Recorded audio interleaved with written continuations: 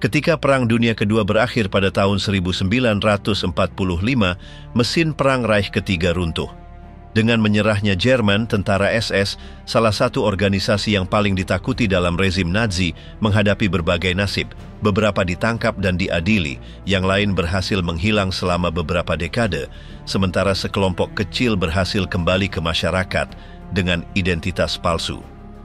Namun, jatuhnya Reich tidak berarti berakhirnya warisan mereka atau mencegah banyak dari mereka yang bertanggung jawab menghindari keadilan. Selama bertahun-tahun, sekutu Mossad dan berbagai agen intelijen melancarkan perburuan global terhadap para pelaku Holocaust dan kejahatan perang lainnya. Sejak pengadilan Nuremberg hingga misi-misi rahasia di Amerika Selatan dan Timur Tengah, pengejaran ini berlangsung lebih dari 7 dekade. Bagaimana para penjahat perang tersebut dikejar dan apa nasib mereka?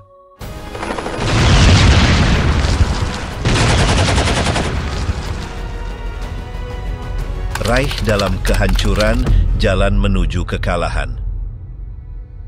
Pada akhir tahun 1944, baik poros maupun sekutu menyadari bahwa keseimbangan perang sudah tergeser secara tak terbalik melawan Jerman Nazi. Apa yang dulunya merupakan rezim yang kokoh mulai runtuh dengan cepat. Hitler kehilangan kendali atas pasukannya, dan di dalam lingkaran terdekatnya muncul konspirasi. Operasi Valkyria yang dirancang sebagai mekanisme darurat untuk memastikan kelangsungan kepemimpinan dalam situasi krisis ekstrem akhirnya berubah menjadi percobaan pembunuhan terhadap Hitler oleh para pejabat tingkat tinggi. Penghapusan dirinya adalah kunci untuk melaksanakan kudeta dan membebaskan tentara dari sumpah setia kepada Führer. Namun, konspirasi tersebut gagal mempertahankan Hitler di kekuasaan hingga kehancuran total pada tahun 1945. Sementara pasukan Inggris dan Amerika maju dalam pembebasan Prancis, pasukan Soviet memulai serangan terakhir mereka dari timur.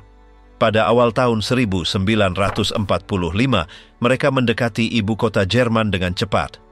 Para pejabat tinggi Nazi masuk dan keluar dari bunker Führer, tanpa menemukan cara efektif untuk menghentikan kekalahan berdarah pasukan mereka.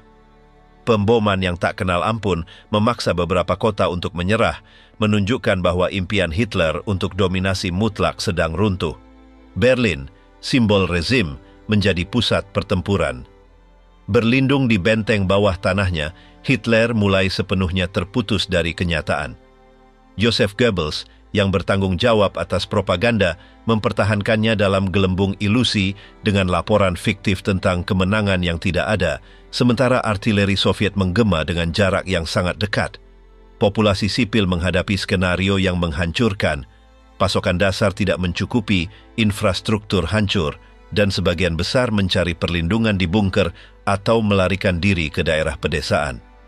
Pemimpin daerah dari Partai Nazi dalam tindakan penyangkalan berpegang teguh pada kekuasaan, memberlakukan tindakan brutal terhadap mereka yang mencoba membelot atau menunjukkan ketidakpuasan. Bahkan di dalam jajaran tinggi Nazi, perpecahan terlihat jelas. Pada tanggal 23 April, Hermann Göring mengirim pesan kepada Hitler yang mengusulkan untuk mengambil alih kepemimpinan yang memicu kemarahan sang diktator yang menuduhnya berkhianat. Tanpa alternatif lain, Göring melarikan diri ke selatan dengan harapan untuk merundingkan penyerahan diri dengan sekutu. Di sisi lain, Heinrich Himmler, pemimpin SS, mencoba mencapai kesepakatan secara diam-diam dengan pihak Barat, namun ia ditangkap dan ditahan, di mana ia menghabiskan hari-harinya sebagai tahanan. Pada dini hari tanggal 29 April, dengan takdir yang sudah ditentukan, Hitler menikah dengan Eva Braun dan menuliskan wasiat terakhirnya. Berita yang mengkhawatirkan tentang kedatangan pasukan Soviet yang semakin dekat ke bunker tidak berhenti. Pada pukul 3.30 sore tanggal 30, sebuah ledakan keras mengguncang tempat perlindungan bawah tanah. Tentara SS masuk ke ruang kerja Führer dan menemukan Hitler serta Eva dalam keadaan tak bernyawa. Pengikut-pengikut terdekat mereka mengikuti perintah yang tepat, memastikan untuk mengkremasi mayat mereka agar tidak ditemukan oleh pasukan sekutu. Dan begitulah yang terjadi. Mereka tidak pernah ditemukan. Pengumuman kematian Hitler membawa Jerman ke dalam kekacauan total. Joseph Goebbels dan istrinya Magda memutuskan untuk mengikuti takdir yang sama dan mereka bukan satu-satunya. Sebelum itu mereka memastikan bahwa 6 anak mereka tidak akan pernah jatuh ke tangan musuh. Pada tanggal 2 Mei, ketika Berlin sudah sepenuhnya terkepung, pasukan Soviet mengambil alih gedung Reichstag dan mengibarkan bendera merah di puncaknya. Pada saat itu, dominasi Nazi berhenti ada dalam istilah praktis. Meskipun ibu kota telah jatuh, pertempuran di berbagai titik di Jerman terus berlanjut selama beberapa hari lagi. Akhirnya pada tanggal 7 Mei, Laksamana Besar Karl Dönitz yang telah mengambil alih kepemimpinan Reich setelah kematian Hitler menandatangani penyerahan tanpa syarat, menandakan berakhirnya perang di Eropa. Namun, perdamaian tidak datang segera. Pada saat itu, sekutu memulai pengejaran intensif untuk menangkap dan mengadili para pelaku rezim Nazi yang mencoba menghilang dan melarikan diri sejauh mungkin dari Jerman. Beberapa kolaborator terdekat dari Reich ketiga, seperti Martin Bormann, Heinrich Himmler, dan Robert Ley, memilih untuk menghilang daripada menghadapi pengadilan di Nuremberg. Yang lain memutuskan untuk menyerahkan diri dengan harapan mendapatkan keringanan. Hermann Göring, yang telah ditangkap karena merencanakan kudeta terhadap Hitler, dibebaskan pada tanggal 5 Mei setelah diselamatkan oleh unit Luftwaffe. Segera setelah itu, ia langsung menuju garis depan Amerika untuk menyerahkan diri, dengan harapan bahwa perlakuan dari pihak Amerika akan lebih baik daripada dari Soviet. Kemungkinan keputusan ini memungkinkannya untuk tetap hidup karena Tentara Merah tidak biasanya menunjukkan belas kasihan kepada pejabat Nazi yang jatuh ke tangan mereka. Perburuan Nazi di benua Eropa. Sebelum Perang Dunia Kedua berakhir, kekuatan sekutu sudah merancang sebuah rencana untuk mengadili para pelaku rezim Nazi melalui sebuah pengadilan internasional. Ini tidak hanya melibatkan penangkapan sebanyak mungkin pejabat dan pegawai Reich ketiga, tetapi juga memperoleh saksi kunci yang dapat memberikan kesaksian melawan mereka. Di antara saksi-saksi ini sudah tentu termasuk istri-istri dari beberapa pejabat tinggi. Gerda, istri Martin Bormann, mencoba melarikan diri dari Jerman bersama 9 anaknya. Di tengah kekacauan yang ditimbulkan oleh masuknya pasukan Soviet ke Berlin, ia menyamar sebagai kepala panti asuhan, mengenakan pakaian anak-anaknya agar terlihat seperti anak yatim. Dengan identitas palsu ini, ia berhasil naik bus sekolah dan menyeberangi perbatasan menuju Italia, di mana ia menemukan perlindungan di Tirol Selatan. Di sana, ia disambut oleh seorang pemimpin lokal partai Nazi yang memberinya tempat persembunyian dan bertanggung jawab menjaga dokumen sensitif yang dibawanya. Akhirnya, keluarga itu menetap di sebuah desa kecil sekitar 50 km dari Meskipun Bolzano. Untuk sementara berhasil menghindari penangkapan, kesehatan Gerda memburuk dengan cepat karena kanker ovarium yang membuat operasi menjadi mendesak. Namun, keberadaannya tidak luput dari perhatian. Agen intelijen sekutu menemukannya dan memberitahu pasukan Inggris yang berada di daerah tersebut. Seorang dokter lokal ketika diinterogasi melaporkan tentang kondisi kesehatannya dan lokasi tempat tinggalnya. Tak lama kemudian seorang pejabat Inggris datang ke kediamannya. Dengan ketakutan, ia mengira bahwa ia akan dikirim ke kamp tawanan, tetapi pejabat tersebut meyakinkannya bahwa ia tidak dalam bahaya. Alih-alih ditangkap, ia dipindahkan ke rumah sakit militer di Merano. Meskipun dilakukan pembedahan, kondisinya tidak membaik dan ia meninggal pada tanggal 23 Maret tahun 1946, beberapa bulan sebelum mencapai usia 37 tahun. Beberapa anggota yang lebih rendah dalam rezim Nazi yang menyadari bahwa satu-satunya cara untuk bertahan hidup adalah bekerja sama dengan pihak pemenang, memutuskan untuk bekerja sama dengan kantor layanan strategis ASECA OSS yang kemudian menjadi CIA. Kasus yang mewakili adalah Wilhelm Höttl yang sebelumnya adalah mayor di SS di Austria.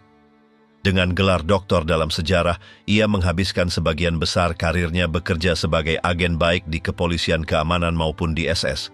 Ketika perang mendekati akhir, Höttl menyadari bahwa kekalahan Jerman sudah tidak terelakkan. Karena itu, ia melakukan beberapa perjalanan ke Swiss untuk bertemu dengan kepala stasiun OSS di Bern. Ia berusaha memperoleh dukungan dari pihak Amerika dengan menawarkan informasi mengenai rencana militer poros untuk pertahanan terakhir di Pegunungan Alpen dan cadangan emas yang disembunyikan di Pegunungan Austria. Namun, peristiwa-peristiwa berkembang lebih cepat dari yang diperkirakan. Sebelum dapat menyelesaikan kesepakatan, pasukan Soviet sudah berada dekat dengan Berlin. Pada bulan Mei tahun 1945, ia mencoba menyeberang ke Swiss, tetapi kehadiran pasukan Prancis di perbatasan menghalangi jalannya. Ditangkap di Liechtenstein, ia memilih untuk kembali ke Austria mencari tempat yang aman. Akhirnya, pada bulan yang sama, ia menyerahkan diri kepada pasukan Amerika di Bad Aussee. Kemudian, ia dipindahkan ke Jerman dan pada bulan Oktober tahun 1947, ia dikirim ke Lager Klesheim di Salzburg. Selama waktu ini, Hertel menjadi saksi kunci dalam pengadilan Nuremberg, memberikan informasi penting untuk dakwaan. Pada bulan Desember tahun 1947, ia dibebaskan sebagai bagian dari kesepakatan dengan Dinas Intelijen Amerika. Setelah itu ia mulai bekerja sama dengan mereka dalam tugas mata-mata melawan Partai Komunis Austria. Pada tahun-tahun berikutnya, selain melanjutkan pekerjaannya di bidang intelijen, ia juga terjun dalam dunia penulisan dan menerbitkan beberapa buku. Tidak semua anggota rezim Nazi berhasil menghindari keadilan. Rudolf Höss, yang dikenal karena memimpin kamp konsentrasi Auschwitz dan bertanggung jawab atas kematian lebih dari 2,5 juta orang Yahudi, berhasil bersembunyi selama hampir 5 bulan setelah jatuhnya Reich ketiga. Untuk menghindari tertangkap, ia menggunakan identitas palsu dan menetap sebagai petani di daerah pedesaan di utara Jerman, dekat perbatasan Denmark. Penangkapannya terjadi ketika pasukan Amerika pertama-tama menangkap istrinya. Selama interogasi, ia memberikan informasi yang memungkinkan untuk menemukan keberadaannya. 2 unit tentara mengepung peternakan tempat ia bersembunyi dan menemukannya dalam keadaan terkejut, masih mengenakan pakaian tidur. Setelah ditangkap, ia dipindahkan ke Auschwitz, tempat ia menghadapi hukumannya. Di sana, tidak jauh dari rumah tempat ia tinggal bersama keluarganya, hingga tahun 1945, eksekusinya dilaksanakan. Pelarian dari Reich, pelarian yang terorganisir. Pada tanggal 3 Juli tahun 1946, sebuah laporan dari Korps Kontra Intelijen Angkatan Darat Amerika Serikat dikirimkan kepada Presiden. Di dalamnya dinyatakan bahwa para Nazi telah merancang jalur pelarian sejak setidaknya tahun 1944. Strategi ini diberi nama Odessa, sebuah akronim dari organisasi anggota lama SS. Hingga saat ini, belum ada kepastian apakah itu merupakan upaya yang dikoordinasikan oleh pemerintah Nazi atau serangkaian rencana independen yang dijalankan oleh berbagai kelompok dalam rezim tersebut. Namun, yang sudah menjadi fakta adalah bahwa jalur-jalur ini memungkinkan banyak Nazi keluar dari negara tanpa terdeteksi dengan keberhasilan yang mengejutkan. Hanya di Argentina saja diperkirakan setidaknya 300 mantan personel militer dari Reich ketiga mencari perlindungan. Negara lain yang juga memberikan suaka mencakup Brasil, Paraguay, dan beberapa negara di Timur Tengah. Secara keseluruhan sekitar 10.000 orang yang terhubung dengan Partai Nazi meninggalkan Jerman sebelum akhir tahun 1945. Beberapa sejarawan menunjukkan kemungkinan keterlibatan lembaga-lembaga seperti Palang Merah, Vatikan, dan bahkan Angkatan Darat Amerika Serikat dalam pelarian massal ini. Meskipun demikian, di tengah kehancuran pasca perang, mengontrol setiap keberangkatan dari negara merupakan tugas yang hampir mustahil. Untuk menghindari pihak berwenang, banyak buronan menggunakan identitas palsu, menyamar sebagai pengungsi, atau meminta bantuan dari berbagai organisasi. Baru beberapa tahun kemudian, CIA, Mossad, dan MI5 mengambil langkah konkret untuk melacak, mengidentifikasi, dan menangkap para penjahat ini di berbagai belahan dunia. Prioritas utama setelah konflik adalah menstabilkan kawasan dan membangun kembali sisa-sisa Jerman. Apakah Odessa benar-benar ada sebagai struktur yang terorganisir atau hanya dalam benak para agen intelijen Amerika Serikat? Jaringan-jaringan yang membantu ribuan Nazi melarikan diri merupakan kenyataan yang tak terbantahkan. Pada tahun-tahun pertama setelah perang, diperkirakan sekitar 90% dari para buronan melarikan diri melintasi pegunungan Alpen menuju Italia dengan cara serupa seperti yang dilakukan Gerda Bormann. Tujuan pertama biasanya adalah wilayah Tirol Selatan di utara Italia. Di sana, banyak Nazi menemukan perlindungan sementara di biara-biara Katolik, termasuk yang dikelola oleh Ordo Teutonik di Merano, para Kapusin di dekat Bressanone, dan Fransiskan di sekitar Bolzano. Jalur pelarian ini kemudian dikenal sebagai jalur biara, yang ikut membentuk mitos bahwa Vatikan dan Paus Pius ke-12 berperan penting dalam melindungi para penjahat perang. Gagasan ini tidaklah mengada-ada, sebab diketahui secara luas bahwa Pius ke-12 menganggap komunisme sebagai ancaman terbesar bagi gereja dan dunia barat. Di Tirol Selatan, para imam memberikan dokumen yang mengonfirmasi identitas para buronan, meskipun data di dalamnya sepenuhnya palsu. Dokumen-dokumen ini memungkinkan para pelarian memperoleh paspor dari Komite Internasional Palang Merah tanpa pemeriksaan mendalam. Antara tahun 1945 dan 1951, setidaknya 120.000 dokumen seperti ini telah diterbitkan. Namun, jauh sebelum dekade itu berakhir, otoritas Amerika Serikat sudah mengetahui apa yang sedang terjadi. Pada tahun 1946, setelah pelarian massal dari kamp tawanan perang di Rimini, tentara Amerika Serikat menemukan bahwa mantan perwira SS bersembunyi di biara-biara setempat dan memperoleh dokumen perjalanan yang dikeluarkan oleh Palang Merah. Bahkan sebelum peristiwa-peristiwa tersebut, setelah pasukan Amerika Serikat tiba di Roma, beberapa rohaniwan dari Georgia mendapat izin dari Paus untuk mendirikan seminari di kota tersebut.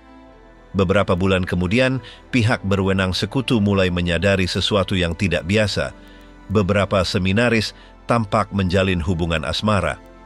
Setelah inspeksi menyeluruh, ditemukan bahwa tempat itu berfungsi sebagai tempat perlindungan bagi perwira SS yang telah membangun stasiun radio dengan teknologi canggih di ruang bawah tanah. Saat menyelidiki keterlibatan Vatikan dalam melindungi para penjahat Nazi, nama Alois Hudal menjadi sorotan.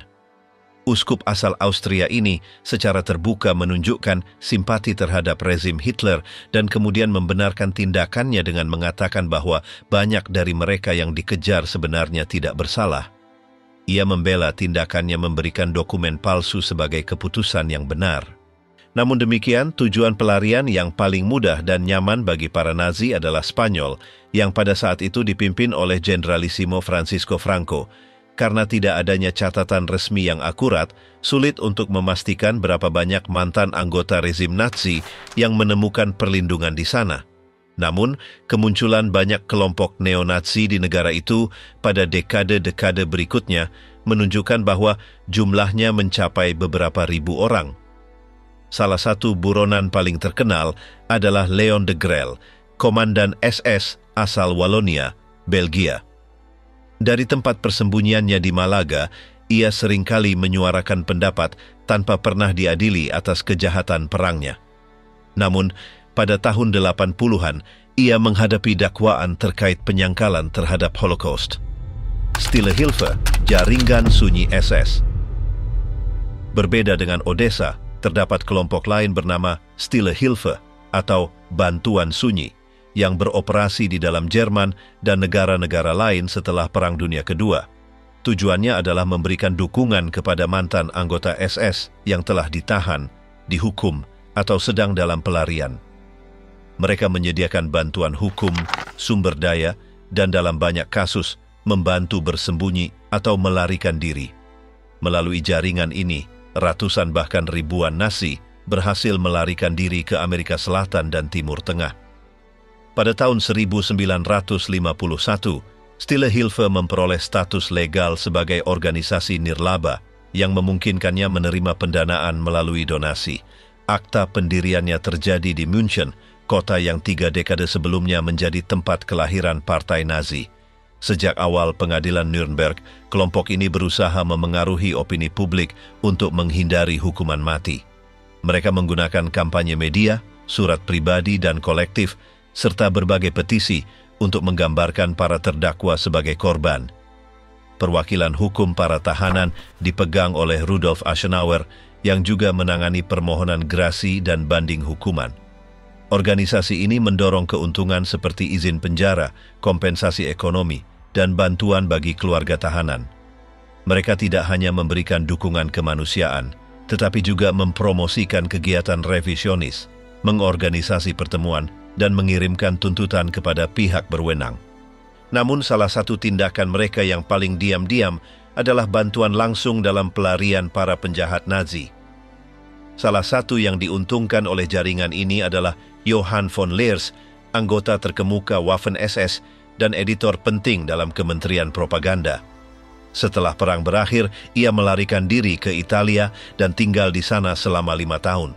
Pada tahun 1550, ia pindah ke Argentina, di mana ia melanjutkan aktivitas ideologisnya. Selama periode ini, ia bekerja sama dengan Der Weg, sebuah publikasi berhaluan Nazi yang didirikan di Buenos Aires pada tahun 1947. Pandangannya mendapat pengakuan dari Haj Amin al-Husaini, Mufti Agung Yerusalem, yang memuji dukungannya terhadap nasionalisme Arab. Hubungan ini memengaruhi keputusannya untuk memeluk Islam dan menetap di Mesir, di mana ia menjadi penasihat pemerintah Abdel Nasser dalam penyusunan materi propaganda. Individu lain yang berhasil melarikan diri dengan dukungan Stille Hilfe adalah Erich Priebke.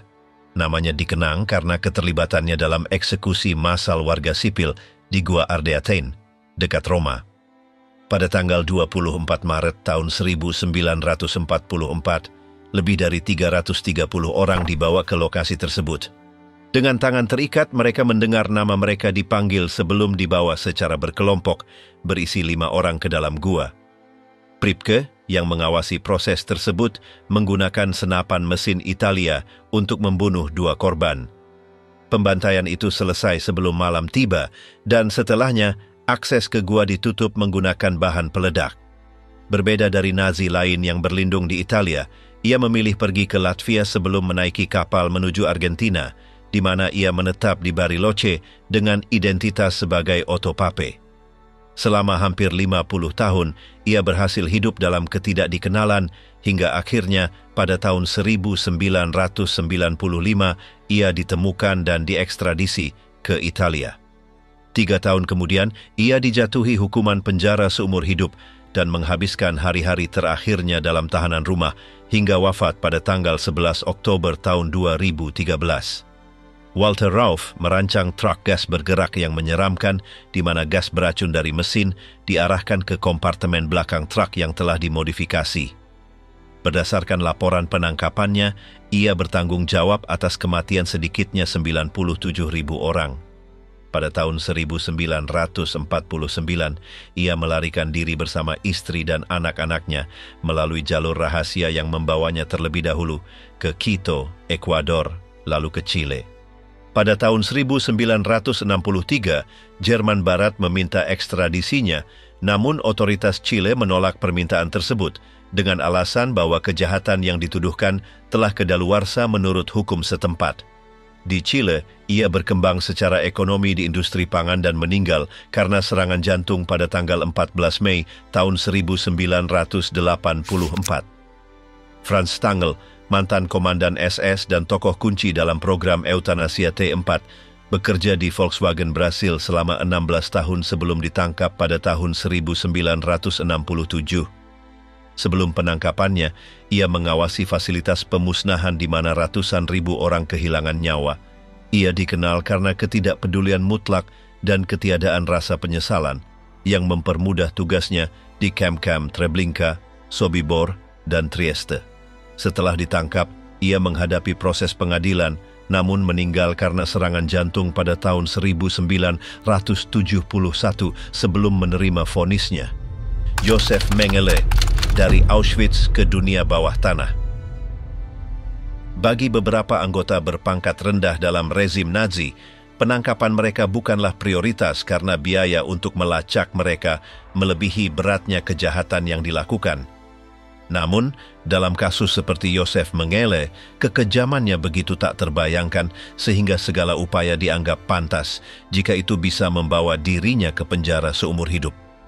Selama perang, namanya tidak termasuk yang paling dikenal, tetapi setelah konflik berakhir, kejahatannya terungkap dan menunjukkan kebrutalannya. Barulah kemudian pihak sekutu menyadari besarnya sadisme yang ia lakukan, dilakukan dengan dalih penelitian ilmiah. Perannya di Auschwitz sangat menentukan, karena ia yang memutuskan siapa yang akan langsung dikirim ke kamar gas dan siapa yang akan dibiarkan hidup sementara. Bagi Mengele, orang tua, orang sakit, perempuan hamil, dan anak-anak dianggap tak berguna, sementara mereka yang secara fisik lebih kuat digunakan dalam eksperimennya. Para tahanan ini dipaksa menanggalkan pakaian mereka, kepala mereka dicukur, lalu dibawa ke rumah sakit untuk menjalani studi. Obsesi utamanya adalah apa yang ia sebut sebagai kebersihan rasial, sebuah doktrin pseudosains yang berusaha membenarkan dugaan superioritas ras Arya atas ras lain. Eksperimennya terhadap anak kembar menjadi terkenal karena kekejamannya. Ia melakukan pembedahan tanpa anestesi, memotong anggota tubuh yang sehat, memasukkan virus ke dalam tubuh mereka, dan secara sengaja menyebabkan infeksi pada luka mereka.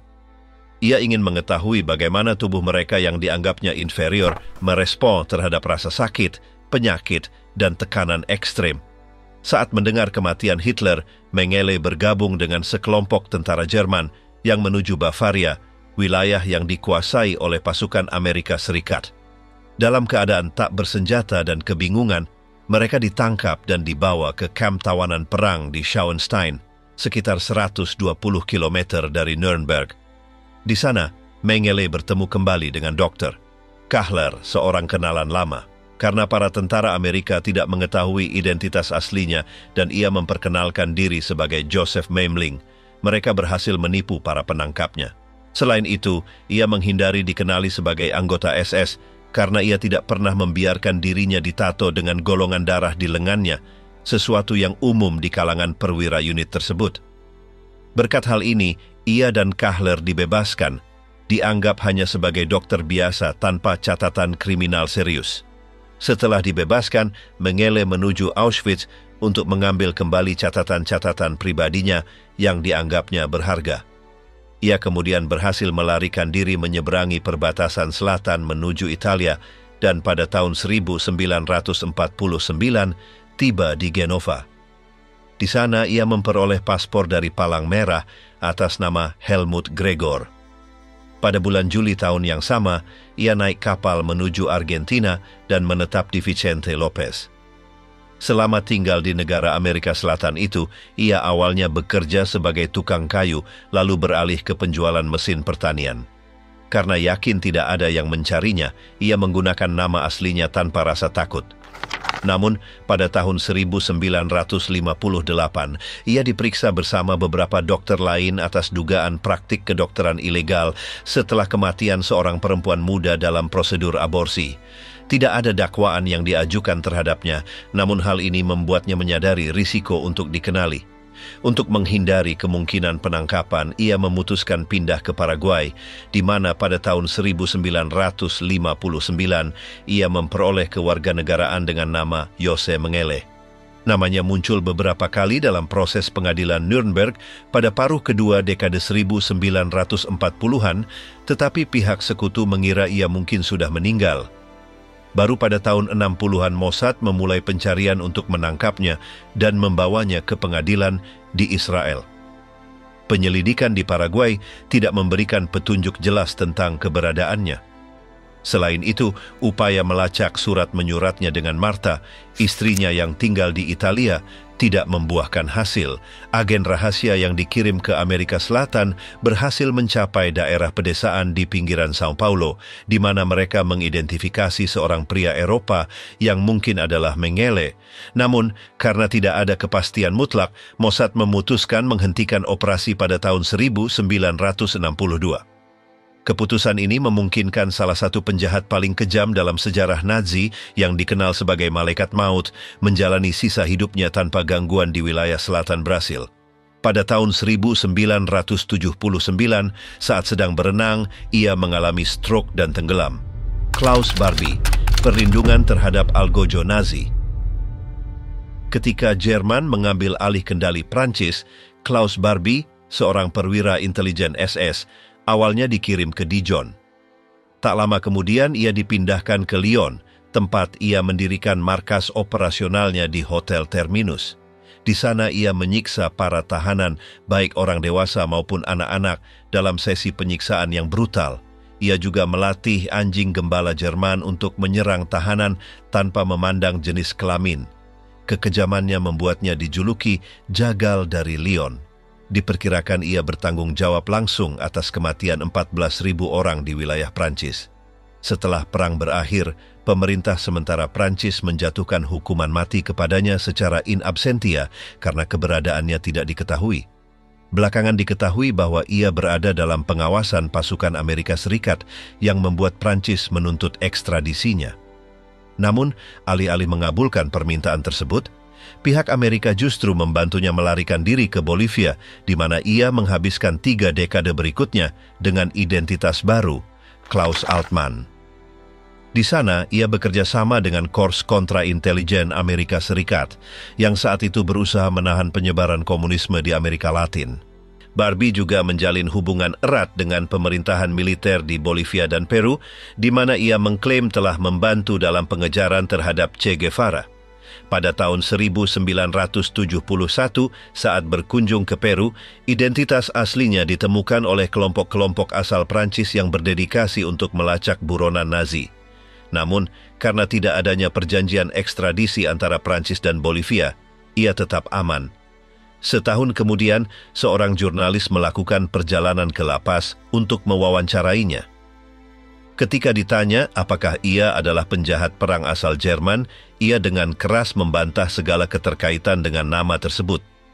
Bahkan ketika diperlihatkan gambar-gambar para korban yang menderita di bawah kepemimpinannya, ia bersikeras tidak mengenali siapapun. Namun, saat mengembalikan foto-foto tersebut, ia meninggalkan sidik jarinya yang memungkinkan konfirmasi identitas aslinya. Meskipun demikian, pemerintah Bolivia tetap menolak permintaan ekstradisi. Situasinya berubah ketika sebuah pemerintahan demokratis baru naik ke tampuk kekuasaan dan mengizinkan penangkapannya. Ia kemudian dikirim ke Prancis untuk diadili. Pada tahun 1984, ia diproses atas kekejaman yang dilakukan selama menjabat di Gestapo Lyon antara tahun 1942 dan 1944. Salah satu kejahatan terburuknya adalah penggerebekan di Rue Sainte-Catherine saat ia memerintahkan penangkapan 86 orang Yahudi yang kemudian dikirim ke kamp pemusnahan. Untuk menjalankan operasi tersebut, ia memilih hari Selasa karena pada hari itu sebuah federasi Yahudi menawarkan bantuan dan makanan gratis. Pertama, ia menangkap para pekerja di tempat itu dan kemudian menangkap setiap orang yang memasuki gedung. Tak satu pun dari mereka kembali ke rumah. Para korban dideportasi ke Bergen-Belsen, Sobibor, dan Auschwitz, dan hanya 3 orang yang berhasil selamat. Pada tanggal 4 Juli tahun 1987, Klaus Barbie dinyatakan bersalah dan dijatuhi hukuman penjara seumur hidup. 4 tahun kemudian, pada usia 77 tahun, ia meninggal dunia di sebuah penjara di Lyon karena leukemia dan kanker di tulang belakang serta prostatnya. Baik Barbie maupun Wilhelm Höttl merupakan bagian dari kelompok kecil penjahat Nazi yang direkrut oleh Badan Intelijen Amerika Serikat, seperti Korps Kontraintelijen. Salah satu kolaborator lainnya adalah Robert Jan Verbelen, seorang anggota SS Flemish yang bertanggung jawab atas setidaknya 101 pembunuhan di Belgia selama perang. Verbelen, selain memerintahkan eksekusi, juga melancarkan serangan granat di bar dan kafe. Pada tahun 1946, pihak berwenang Amerika Serikat mempekerjakannya di Austria untuk bekerja dalam proyek Newton yang bertujuan menyusup ke Partai Komunis Austria. Pada tahun 1959, ia memperoleh kewarganegaraan Austria, tetapi pada tahun 1965 ia menghadapi pengadilan atas kejahatan perang.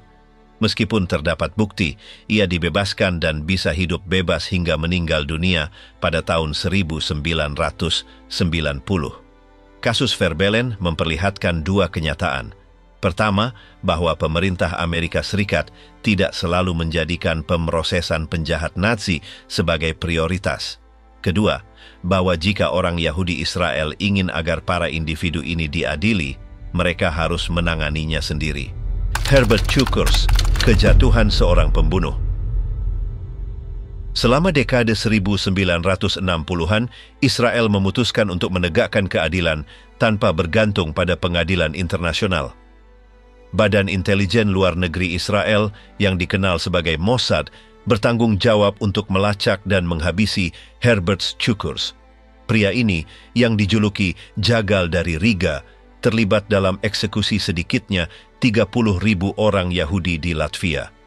Eliminasi dirinya yang tak pernah secara resmi diakui oleh Israel dirancang untuk mengungkap kekejamannya dan menunjukkan bahwa penjahat Nazi tidak akan lolos dari hukuman. Aksi ini juga menjadi peringatan bagi mereka yang masih belum mempertanggungjawabkan perbuatannya. Sebelum konflik, Cukurs adalah sosok yang dihormati di Latvia. Ia dibandingkan dengan Charles Lindbergh karena prestasinya dalam bidang penerbangan. Pada tahun 1933, ia menerbangkan sebuah pesawat yang ia rakit sendiri, menempuh jarak antara Latvia dan koloni Inggris Gambia. Pada akhir tahun 1939, ia melakukan perjalanan jauh lainnya, kali ini menuju Palestina. Semuanya berubah ketika pada tahun 1940 negara itu berada di bawah kendali Soviet setelah Pakta Molotov-Ribbentrop. Setahun kemudian, invasi Jerman terhadap Uni Soviet membawa kekuasaan Nazi ke Latvia. Bagi sebagian orang, Jerman dianggap sebagai harapan di tengah penindasan Soviet, tetapi bagi warga Yahudi, mereka adalah ancaman mematikan.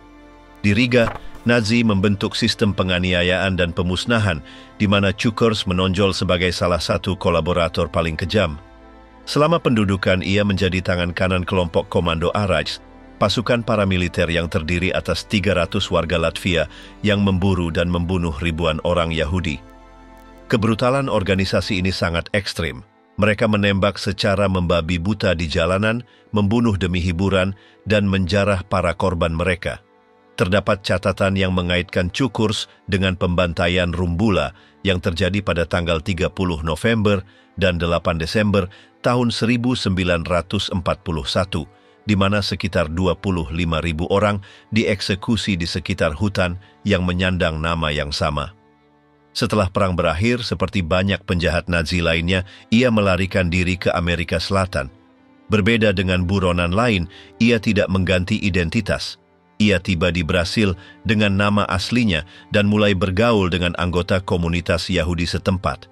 Ia mengaku sebagai pengungsi politik yang konon telah menyelamatkan orang Yahudi selama Holocaust, sebuah kebohongan yang sempat dipercaya oleh beberapa orang. Namun, seiring berjalannya waktu, kisahnya terbongkar dan masa lalunya menyusul. Kepribadiannya yang egosentris membawanya pada kejatuhan karena ia tidak pernah berusaha benar-benar bersembunyi. Pernyataan publiknya dan kedekatannya dengan komunitas Yahudi menarik perhatian Mossad yang segera menemukan keberadaannya. Meskipun semula diharapkan akan diadili di Jerman, hal itu tak pernah terjadi. Pada tahun 1965, agen-agen Israel menyusun rencana untuk menangkapnya. Seorang agen rahasia Mossad berhasil meyakinkan Cukurs untuk melakukan perjalanan ke Uruguay dengan iming-iming memulai bisnis yang berkaitan dengan penerbangan. Tawaran itu tampak sangat menggiurkan sehingga Cukurs menerimanya tanpa ragu. Kontaknya yang memperkenalkan diri sebagai Anton Künzle sebenarnya adalah Yakov Meidad, seorang veteran Mossad yang dikenal karena keterlibatannya dalam penangkapan Adolf Eichmann di Argentina pada tahun 1960. Pada pertengahan tahun 1965, Meidad mengirim telegram dari Montevideo mengundangnya ke sebuah rumah yang baru disewa oleh seorang pengusaha Wina di daerah terpencil. Saat Čukurs melangkah masuk, sekelompok pria langsung menyergapnya. Orang Latvia itu berusaha melawan dengan sekuat tenaga, bahkan menggigit jari salah satu penyerangnya dengan begitu keras hingga hampir memutusnya. Namun, perlawanan itu berakhir ketika salah satu penyerang memukul kepalanya dengan palu, membuatnya tak berdaya. Saat itu, Čukurs memohon agar diberi kesempatan berbicara sebelum keputusan tentang nasibnya ditentukan. Tidak ada yang menanggapi permohonannya. 2 tembakan di kepala dari pistol bersilencer langsung mengakhiri hidupnya. Mayatnya ditemukan di dalam sebuah koper pada tanggal 6 Maret. Tubuhnya mengalami banyak luka tembak dan struktur tulang tengkoraknya hancur. Di samping tubuhnya, ditemukan dokumen-dokumen yang mengaitkannya dengan pembantaian di ghetto Riga. Adolf Eichmann, misi yang mengubah keadilan. Menangkap Adolf Eichmann terbukti jauh lebih rumit dibandingkan menjebak Čukurs. Ia berhasil menyembunyikan jejaknya saat melarikan diri ke Argentina, tetapi akhirnya perilakunya sendiri membongkar identitasnya. Lahir di Solingen pada tahun 1906, ia menjadi petinggi dalam SS ketika Perang Dunia Kedua meletus. Dan ia menjalankan perannya dengan dedikasi penuh. Pada tahun-tahun terakhir konflik, tanggung jawab utamanya adalah mengorganisasi deportasi massal orang Yahudi ke kamp-kamp pemusnahan dan merancang strategi genosida di Eropa, sesuai dengan kesepakatan konferensi Wannsee pada tahun 1942. Meski jarang menginjakkan kaki di kamp konsentrasi, perannya sangat penting dalam pelaksanaan Holocaust, yang menjadikannya bertanggung jawab atas jutaan kematian. Pada tanggal 24 Desember tahun 1944, Eichmann meninggalkan Budapest sesaat sebelum pasukan Soviet mengepung kota tersebut. Ia kembali ke Berlin, tempat ia bertugas menghancurkan dokumen-dokumen yang berkaitan dengan aktivitasnya. Seperti banyak anggota SS lainnya yang melarikan diri pada hari-hari terakhir Reich, Eichmann bersembunyi di Austria bersama keluarganya setelah Jerman menyerah pada tanggal 8 Mei tahun 1945. Namun, setelah perang usai, pasukan Amerika Serikat menangkapnya dan ia sempat ditahan di beberapa kamp khusus perwira Nazi dengan menyamar sebagai seseorang bernama Otto Eckmann berkat dokumen palsu. Saat menyadari bahwa identitas aslinya hampir terbongkar, ia melarikan diri dari kamp kerja di Cham, Jerman. Saat itu, Rudolf Höss, mantan komandan Auschwitz, sudah menyebut namanya dalam pengadilan Nuremberg sebagai otak utama Holocaust. Eichmann pun menyadari bahwa ia harus menghilang sepenuhnya. Pada tahun 1948, ia memperoleh dokumen palsu untuk beremigrasi ke Argentina dengan nama Ricardo Clement, berkat jaringan bantuan yang dipimpin oleh Uskup Alois Hudal. Melalui jalur yang disebut Rute Biara, ia pergi ke Italia dan berhasil menyeberang ke Amerika Selatan. Akhirnya, ia menetap di Olivos, sebuah distrik di Buenos Aires, dan menjalani kehidupan tenang. Ia mendapat pekerjaan di pabrik Mercedes-Benz dan naik jabatan hingga menjadi kepala departemen. Tak lama kemudian, istri dan anak-anaknya menyusul. Salah satu putranya, Klaus, menjalin hubungan dengan Sylvia, seorang gadis Jerman yang ayahnya adalah penyintas kamp konsentrasi Dachau. Tanpa mengetahui bahwa Sylvia memiliki darah Yahudi, Klaus melontarkan komentar ofensif, menyiratkan bahwa Nazi belum menyelesaikan tugas memusnahkan kelompok tertentu. Seperti yang bisa diduga, hubungan itu tidak bertahan lama. Tahun berikutnya, ayah Sylvia mendengar kesaksian dalam sebuah persidangan di Frankfurt terkait kejahatan perang Nazi. Dalam proses tersebut, nama Adolf Eichmann disebut sebagai tokoh kunci dalam pemusnahan orang Yahudi. Mendengar nama itu, ia teringat bahwa nama belakang tersebut sama dengan mantan pacar putrinya. Tanpa menunda waktu, ia melaporkan kecurigaannya kepada jaksa Fritz Bauer di Frankfurt. Bauer meminta informasi tambahan, khususnya lokasi tempat pria yang diduga Eichmann. Namun, ayah Sylvia menghadapi hambatan besar. Pemukulan brutal yang dialaminya di Dachau pada dekade 30-an membuatnya buta. Karena itu, Sylvia memutuskan untuk menyelidiki sendiri di Olivos. Setelah beberapa penelusuran, ia mendapatkan sebuah alamat. Chacabuco 4261. Pada suatu minggu sore, ia mengunjungi rumah tersebut dan mengetuk pintu. Wanita yang membukakan adalah Vera, istri Eichmann, yang mengatakan bahwa Klaus sedang tidak di rumah. Meski begitu, ia mengundang Sylvia masuk untuk minum kopi dan makan kue. Sylvia menerima tawaran itu, dan tak lama kemudian, seorang pria ikut bergabung dalam percakapan.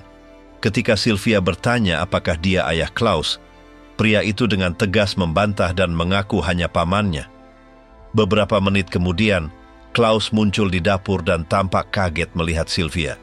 Ia segera memintanya keluar dari rumah. Eichmann mengantar mereka hingga ke pintu dan, sebelum berpisah, Klaus berkata bahwa ia akan mengantar Sylvia naik bus. Pamannya kemudian menyarankan agar ia langsung mengantarnya pulang. Saat itulah Klaus mengucapkan kalimat yang mengungkap segalanya. "Terima kasih, Ayah. Aku akan pastikan dia sampai dengan selamat." Pernyataan itu menjadi konfirmasi yang memungkinkan Sylvia dan ayahnya memberitahu jaksa Bauer bahwa arsitek solusi akhir bersembunyi di ruang publik di sebuah lingkungan di Buenos Aires. Namun, kesulitannya adalah, meski kesaksian itu menggemparkan, Bauer menganggapnya belum cukup kuat untuk membenarkan operasi besar di luar Jerman. Simon Wiesenthal, warisan perburuan Nazi. Untungnya ada seseorang yang tidak mudah menyerah. Dia adalah Simon Wiesenthal, penyintas Holocaust yang menghabiskan hampir 3 tahun sebagai tahanan di Janowska, kemudian di Krakow Plazow, dan akhirnya selamat dari Mars paksa menuju Mauthausen. Setelah mengalami kekejaman tersebut, ia memutuskan untuk mendedikasikan sisa hidupnya demi melacak penjahat Nazi. Pada tahun 1953, sebuah surat memberitahukan bahwa Eichmann terlihat di Buenos Aires. Tahun berikutnya, ia menyampaikan informasi itu ke konsulat Israel di Wina. Kemudian, pada tahun 1960, setelah ayah Eichmann meninggal, ia mengatur agar detektif swasta memotret keluarga buronan itu. Diketahui bahwa saudaranya, Otto, memiliki kemiripan luar biasa dengannya dan tidak ada foto terbaru dari mantan perwira Nazi tersebut. Pada tanggal 18 Februari, Wiesenthal menyerahkan foto-foto itu kepada agen Mossad. Berkat materi tersebut, identitasnya berhasil diverifikasi di Argentina. Karena Argentina memiliki riwayat menolak ekstradisi penjahat Nazi, permintaan resmi dianggap sia-sia. Oleh karena itu, Perdana Menteri Israel, David Ben-Gurion, memerintahkan agar ia ditangkap dan dibawa ke Israel untuk diadili. Pada bulan April tahun 1960, 8 agen dikirim ke Buenos Aires untuk menjalankan misi itu. Pada tanggal 11 Mei tahun itu, Eichmann dicegat di dekat rumahnya di Jalan Garibaldi, San Fernando. Selama berminggu-minggu, para agen mengawasi gerak-geriknya dan menemukan bahwa ia menaiki bus yang sama setiap malam. Namun, pada hari yang telah ditentukan, ia tidak muncul di bus tersebut yang nyaris menggagalkan rencana. Akhirnya ia datang dengan bus lain setengah jam kemudian. Peter Malkin, agen Mossad, mendekatinya dan berbicara dalam bahasa Spanyol, bertanya apakah ia bisa mengajukan satu pertanyaan. Eichmann terkejut mencoba menjauh, tetapi 2 agen lainnya segera menangkapnya. Ia melawan sampai akhirnya dilumpuhkan dan dimasukkan ke dalam mobil, di mana ia ditutupi dengan selimut. Ia dibawa ke rumah persembunyian Mossad, tempat ia ditahan selama 9 hari. Di sana dilakukan verifikasi tambahan untuk memastikan identitasnya. Akhirnya pada malam tanggal 20 Mei, Yona Elian, seorang ahli anestesi dalam tim itu, menyuntiknya dan menyamarinya sebagai asisten penerbangan untuk membawanya keluar dari negara itu dengan pesawat Israel. Setelah tiba di Israel, ia dikurung di kantor polisi yang diperkuat di Yagur selama 9 bulan. Dalam periode itu, ia menjalani interogasi harian hingga pada tanggal 11 April tahun 1961, persidangannya dimulai. Ia menghadapi 15 dakwaan, termasuk kejahatan terhadap kemanusiaan, kejahatan perang, genosida, dan keanggotaan dalam organisasi kriminal. Tak lama setelah tengah malam tanggal 1 Juni tahun 1962, Eichmann dieksekusi di penjara Ramla. Sementara itu, Wiesenthal mulai dikenal sebagai pahlawan di negaranya. Dalam tahun-tahun berikutnya, Wiesenthal terus memburu penjahat Nazi dengan berbagai cara. Ia mendirikan pusat dokumentasi sejarah Yahudi di Austria, tempat ia mengumpulkan informasi tentang pelaku kejahatan perang dan memberikan bantuan kepada pengungsi. Ia mendedikasikan diri untuk mencatat secara akurat kengerian Holocaust, mewawancarai saksi mata, dan menggunakan media untuk menjaga perhatian publik terhadap perburuan Nazi. Ia yakin bahwa semua yang bersalah, dari pejabat tinggi hingga kolaborator biasa, harus bertanggung jawab. Keteguhan pendiriannya memberinya ketenaran, dan sejak dekade 60-an, namanya tak terpisahkan dari perburuan Nazi. Ia pernah diajukan 4 kali sebagai kandidat hadiah Nobel Perdamaian, menerima gelar kesatria di Inggris, medali kebebasan presiden di Amerika Serikat, Legion d'Honneur dari Prancis, dan setidaknya 53 penghargaan lainnya. Bagi banyak orang, Wiesenthal menjadi semacam santo sekuler. Ia disebut telah melacak 1.100 penjahat Nazi, namun warisannya menuai kontroversi. Sepanjang hidupnya, ia menciptakan cerita-cerita dan melebih-lebihkan perannya dalam berbagai penangkapan. Dari akhir Perang Dunia Kedua hingga kematiannya pada tahun 2005, ia menyampaikan versi-versi yang tidak akurat mengenai perannya dalam memburu Nazi, menciptakan kisah-kisah palsu tentang masa lalunya saat perang, dan juga memalsukan detail mengenai latar belakang pendidikannya. Meski hubungannya dengan kebenaran tergolong ambigu, kontribusinya sangat penting dalam membawa beberapa penjahat perang ke pengadilan. Sosoknya tetap kontroversial, tetapi dampaknya dalam upaya menegakkan keadilan tak dapat disangkal. Nazi dalam pengasingan, tempat perlindungan penjahat perang di Timur Tengah. Pada tahun 1948, hanya 3 tahun setelah Perang Dunia Kedua berakhir, seorang penjahat perang terkenal berhasil melarikan diri dari penjara di Linz, Austria. Franz Stangl, yang memimpin kamp pemusnahan di Sobibor dan Treblinka, bertanggung jawab atas kematian hampir 1 juta orang Yahudi. Jalur pelariannya membawanya melalui Graz, Merano, dan Firenze hingga tiba di Roma. Di sana, Uskup Alois Hudal, yang juga berasal dari Austria, menampungnya dan memberinya dokumen palsu yang memungkinkannya melakukan perjalanan ke Suriah, tempat keluarganya kemudian menyusul. Pada tahun 1951, keluarga Stangl pindah ke Brasil. Tanpa sengaja, Stangl telah membuka jalur pelarian baru bagi Nazi, Timur Tengah. Alois Brunner, salah satu pelaksana Holocaust paling kejam, masih menjadi buronan pada masa itu. Selama konflik, Brunner menduduki posisi tinggi di Gestapo, menjadi tangan kanan Adolf Eichmann dan pemimpin Departemen Urusan Yahudi. Kemampuannya mengorganisasi deportasi dan pembunuhan massal di negara-negara seperti Prancis, Yunani, dan Slowakia menjadikannya bagian penting dalam genosida. Eichmann menganggapnya sebagai agen terbaiknya. Setelah perang berakhir, ia bersembunyi di Jerman, tetapi pada tahun 1954, ia merasa pihak berwenang semakin mendekat, terutama setelah pengadilan Prancis menjatuhkan hukuman mati in absentia terhadapnya. Dengan dukungan para sekutu lamanya, ia mengikuti jejak Stangl dan melarikan diri ke Mesir yang saat itu dipimpin oleh Gamal Abdel Nasser. Maka dimulailah pengasingannya di Timur Tengah, yang berlangsung hingga kematiannya beberapa dekade kemudian. Nasser mempekerjakan sejumlah pakar Jerman dalam bidang teknologi militer dan misil, serta beberapa ahli strategi dan keamanan. Namun, ia tidak tertarik pada sosok seperti Brunner, yang satu-satunya keahliannya adalah dalam hal pemusnahan. Dengan bantuan Amin al-Husseini, mantan mufti Yerusalem dan pelindung Nazi di kawasan itu, Brunner berhasil tiba di Suriah dan memperoleh visa kerja pada tahun 1555. Ia bergabung dengan jaringan penyelundup senjata yang terus berkembang di Damaskus. Di ibu kota Suriah, ia bergabung dengan buronan Nazi lainnya, seperti Franz Rademacher, mantan pejabat Kementerian Luar Negeri Reich ketiga, dan Wilhelm Beisner, mata-mata Jerman yang bertugas memusnahkan populasi Yahudi di Palestina jika Jerman menang. Bersama-sama mereka mendirikan Orient Trading Company, sebuah perusahaan yang sejatinya hanyalah kedok untuk bisnis penyelundupan senjata yang menguntungkan. Jaringan mereka memperoleh senjata dari blok komunis dan menyalurkannya ke kelompok perlawanan Aljazair, Front Pembebasan Nasional, dalam perjuangannya melawan pendudukan Prancis. Brunner mengumpulkan kekayaan besar dari aktivitas ini, namun pada tahun 1959, keberuntungannya mulai memudar.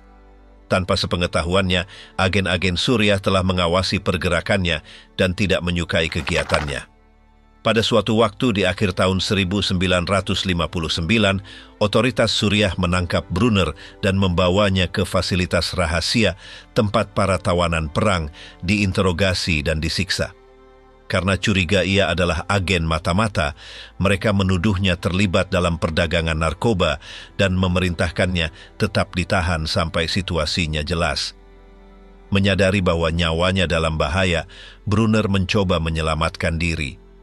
Ia meyakinkan para petugas bahwa dirinya sedang diburu karena perannya dalam memerangi rakyat Yahudi. Reaksi kapten yang memimpin berubah seketika. Ia berdiri dan menjabat tangan Brunner. "Selamat datang di Suriah," katanya. "Musuh dari musuhku adalah sekutuku." Sejak saat itu, Brunner mulai bekerja sama dengan pemerintah Suriah dalam berbagai tugas. Selama dekade 80-an dan 90-an, Damaskus terus memberinya perlindungan, mengabaikan banyak permintaan ekstradisi dari Austria, Jerman Barat, dan Amerika Serikat. Setiap tanggapan resmi selalu sama, orang tersebut tidak berada di negara itu. Namun, tekanan dari media yang dilakukan oleh pemburu Nazi Serge dan Beate Klasfeld membuat kehadirannya di ibu kota menjadi masalah. Lambat laun, pemerintah Suriah merasa ia tidak lagi berguna. Selama tahun-tahun tersebut, pergerakan Brunner makin dibatasi, terutama setelah ia mengabaikan perintah langsung dari presiden agar tetap berada dalam bayang-bayang. Meski telah diperingatkan, ia tetap memberi wawancara kepada media internasional, Jerman dan Austria yang menimbulkan kegelisahan di kalangan elit kekuasaan. Akhirnya, pada tahun 1996, pemerintah Suriah memutuskan untuk menyingkirkannya. Ia dibawa keluar dari kediamannya dan dikurung di sel bawah tanah di kantor polisi Muhajirun. Pintu itu ditutup dan tidak pernah dibuka kembali. Brunner menghabiskan sisa hidupnya dalam kondisi yang menyedihkan, dikelilingi oleh kotoran dan pengabaian. Diperkirakan ia meninggal pada tahun 2010. Keadilan yang terlambat, perburuan Nazi pada abad ke-21. Orang-orang seperti Wiesenthal dan Bauer tidak pernah berhenti dalam misinya. Selama berdekade-dekade, mereka berhasil membawa ribuan pelaku Holocaust dan para kolaboratornya ke pengadilan. Namun, seiring berjalannya waktu, menangkap penjahat perang pada masa kini telah menjadi perlombaan melawan waktu. Bahkan mereka yang masih sangat muda selama Perang Dunia Kedua kini telah berusia lebih dari 90 tahun. Salah satu contoh yang jelas adalah kasus Johann Rehbogen, yang pada tahun 2018 dalam usia 94 tahun diidentifikasi sebagai mantan penjaga di kamp konsentrasi Stutthof, tempat ia bertugas antara tahun 1942 dan 1944. Karena pada saat kejadian ia belum genap berusia 21 tahun, ia diadili di pengadilan remaja di Münster. Ia didakwa atas kematian lebih dari 100 tahanan asal Polandia dan 77 tentara Soviet melalui penggunaan gas Zyklon B. Kasus serupa lainnya terjadi pada tahun 2019 ketika Bruno D. yang berusia 93 tahun dijatuhi hukuman atas keterlibatannya dalam pembunuhan lebih dari 5.000 orang di sebuah kamp pemusnahan antara tahun 1944 dan 1945. Pelacakan dan penuntutan terhadap individu-individu ini dimungkinkan berkat sebuah tim khusus yang beroperasi di kota Ludwigsburg, Jerman bagian barat daya. Di sana berdiri kantor pusat untuk penyelidikan kejahatan nasional sosialis yang telah beroperasi sejak tahun 1958. Tugasnya adalah menemukan para pelaku Holocaust terakhir yang belum menghadapi pengadilan dan masih dapat diadili. Setiap tahun, jaksa dari institusi ini mengidentifikasi sekitar 30 tersangka yang masih hidup.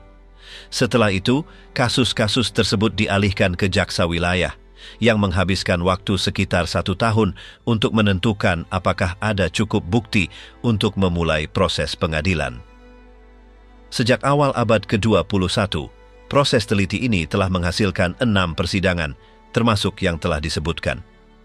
Saat ini, usia minimum para terdakwa berkisar pada 90 tahun, dan pada umumnya mereka menduduki posisi rendah dalam struktur rezim Nazi, penjaga, staf dapur, dokter, dan operator komunikasi. Permasalahannya adalah banyak dari mereka yang terlibat meninggal sebelum persidangan selesai, yang mengurangi kemungkinan untuk mendapatkan vonis. Pada tahun 2013, misalnya, kantor pusat menyusun daftar berisi 30 orang yang dahulu bekerja di Auschwitz dan dapat segera diadili. Namun, hanya 5 dari mereka yang akhirnya menghadapi pengadilan karena sisanya meninggal sebelum tampil di persidangan atau dinyatakan tidak layak untuk diadili. Meskipun demikian, pentingnya lembaga ini tidak terletak pada jumlah vonis yang dijatuhkan, melainkan pada pesan yang disampaikan.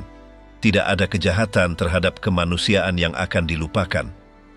Berkat kerja keras mereka, siapapun yang terlibat dalam kekejaman Nazi harus hidup dengan kesadaran bahwa kapan saja keadilan bisa datang menghampiri.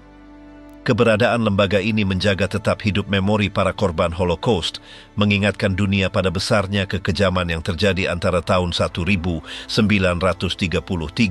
dan 1945. Kisah kejahatan ini begitu mengguncang hingga menjadi keharusan untuk tidak membiarkannya terlupakan apapun jumlah dekade yang telah berlalu. Akhir dari Perang Dunia Kedua menandai runtuhnya Nazisme, tetapi tidak mengakhiri pencarian keadilan. Selama berdekade-dekade, terungkap jaringan pelarian, keterlibatan berbagai institusi, dan upaya mereka yang memburu para penjahat perang. Sebagian dari mereka menemukan perlindungan di Amerika Selatan, Timur Tengah, atau bahkan di Eropa, dilindungi oleh rezim-rezim yang menyembunyikan mereka demi kepentingan strategis. Yang lainnya berhasil ditangkap dan diadili. Namun, banyak yang tidak pernah menghadapi konsekuensi, dan seiring waktu kemungkinan untuk mengadili mereka pun menyusut.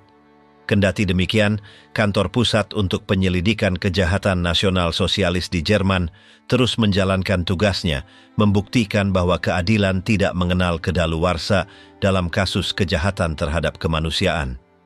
Kisah ini bukan sekadar sejarah, melainkan peringatan akan pentingnya ingatan. Kekejaman yang dilakukan oleh SS tidak boleh dilupakan dan impunitas tidak dapat diterima. Meskipun waktu terus berlalu, sejarah tetap mengingat nama-nama mereka, perbuatan mereka, dan konsekuensi dari ideologi mereka. Keadilan, meski datang terlambat, tetap diperlukan untuk menghormati para korban dan meneguhkan kembali komitmen kemanusiaan terhadap kebenaran.